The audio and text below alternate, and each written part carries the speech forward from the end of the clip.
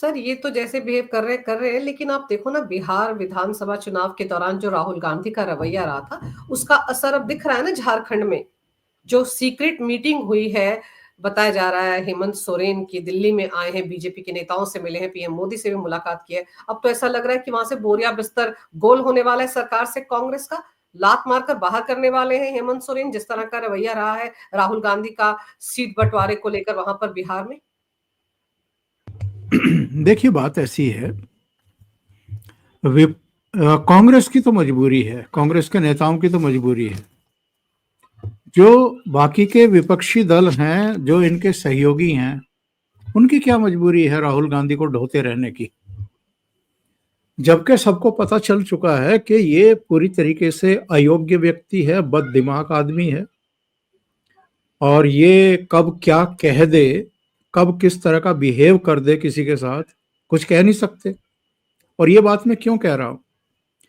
क्योंकि बिहार में भी जब टिकटों के वितरण का मामला था, समस्या थी, कौन कितनी सीटों पर लड़ेगा, कौन कौन सी सीटों पर लड़ेगा, जब इसका फैसला होना था तब तो ये मलेशिया में छुट्टियां बिता रहे थे, अज्ञात स्थान पर किसी अज्ञात के साथ। फिर ये उपराष्ट्रपति के चुनाव में वोट डालने के लिए आए, क्योंकि मजबूरी थी, नहीं आते तो लोग कहते कि देखो नेता प्रतिपक्ष बने हुए हैं और कितने गैर जिम्मेदार आदमी हैं, उपराष्ट्रपति के चुनाव में भी वोट डालने के लिए नहीं आए, विदेश में ही हैं। उसके बाद ये निकल गए लैटिन अमेरिका के देशों की यात्रा पर। 3 देशों तक तो कैमरों पर पकड़े गए। उसके बाद 10 दिन, 12 दिन, 15 दिन पता नहीं कहाँ रहे। फिर लौटे तो चंडीगढ़, एक आईपीएस, दलित आईपीएस की सुसाइड मामले में। फिर रायबरेली, हरिओम वाल्मीकि के केस में चले गए।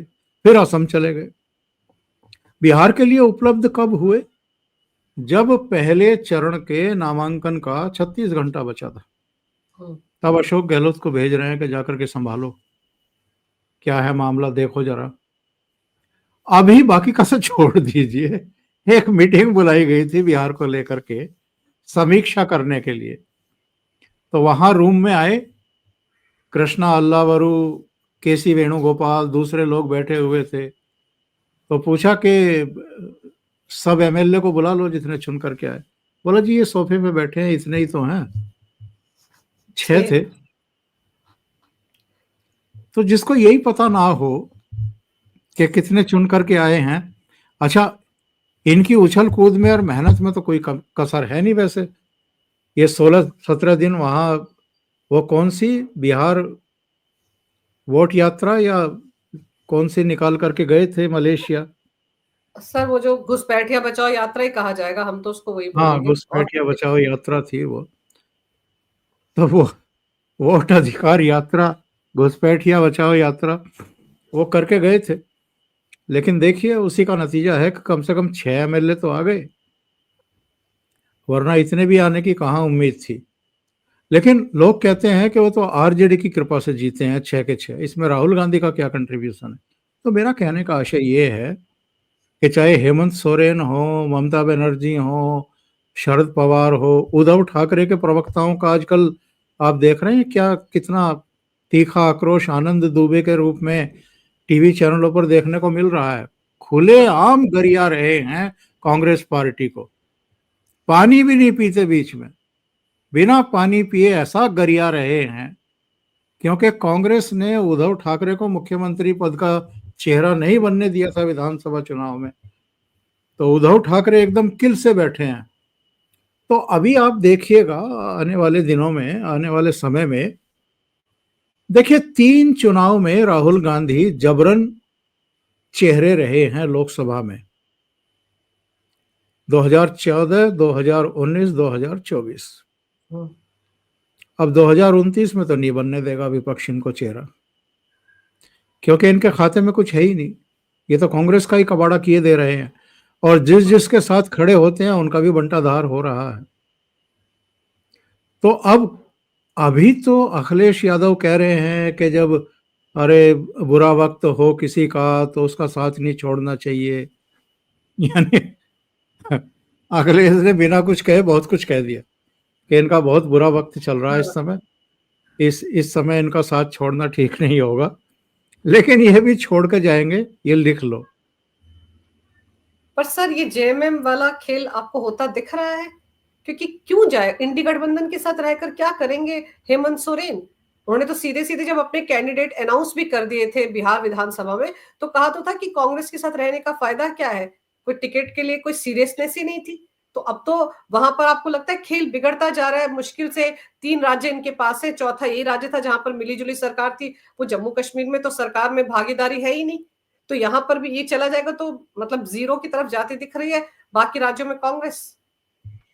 देखिए, संकट ये है कि भारतीय जनता पार्टी तो वहाँ अच्छी खासी स्ट्रेंथ में है, तो वो अगर भारतीय जनता पार्टी के साथ आएंगे तो वो भी एक तरीके से डबल इंजन की सरकार हो जाएगी, केंद्र में मोदी जी और वहाँ पर हेमंत सोरेन।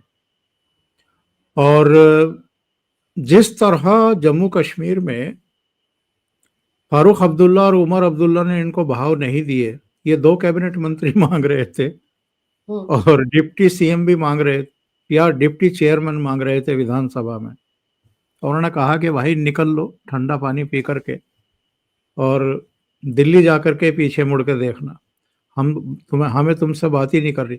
6 एमएलए जीत के आए हैं, 6 के 6 मुस्लिम जीत करके आए हैं, और ये चाह रहे थे कि कम से कम 2-3 को तो वहां पर बंगले वंगले मिल ही जाए, घोड़ा गाड़ी मिल जाए, मंत्री पद मिल जाए, यानी सरकार में हिस्सेदारी चाह रहे थे। इसी तरीके से झारखंड में भी घुसे हुए हैं, बोला जी डिप्टी सीएम बनाओ हमारा, हमें ये दो, हमें वो दो, घर में नहीं दाने अम्मा चली भुनाने, इनका वो हाल हो रखा है। तो पल्ले में कुछ नहीं है लेकिन चाहिए सब कुछ। तो हेमंत सोरेन भी देख रहे होंगे कि यार इससे तो बेहतर है कि अगर मुझे राज्य का विकास करना है और लॉन्ग वे में पॉलिटिक्स को देखना है, तो फिर मैं क्यों ना भारतीय जनता पार्टी के साथ ही रहूं, इनके साथ रह करके मुझे क्या मिल रहा है, बल्कि रोजाना की इनकी फरमाइशें और आती होंगी। जिन जिन राज्यों में इनकी सरकारें हैं उन राज्यों को ये एटीएम की तरह यूज करते हैं। तो जाहिर है तमिलनाडु और यहाँ कोशिश करते होंगे, हालांकि तमिलनाडु में तो स्टालिन ने इनको भाव ही नहीं दिया था, यहाँ सरकार में शामिल है ये।